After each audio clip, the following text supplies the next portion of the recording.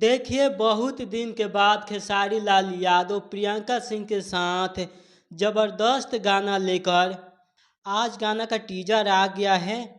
Teaser का नाम है हद कर दी राजा जी। जी हाँ दोस्तों, यह गाना बहुत ही ज़बरदस्त गाना है और बेहतरीन गाना है। मैं इसलिए बोल रहा हूँ कि यह गाना बहुत दिनों के बाद खेसारी लाल यादव के साथ प्रियंका सिंह की आवाज़ में, नहीं तो शिल्पी राज के साथ, शिवानी सिंह के साथ यह गाना खेसारी लाल यादव के बैक टू बैक गाना आता रहता था।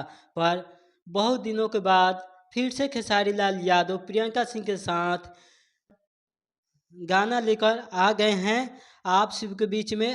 आज टीजर रिलीज कर दी गई है ग्लोबल म्यूजिक जंक्शन से।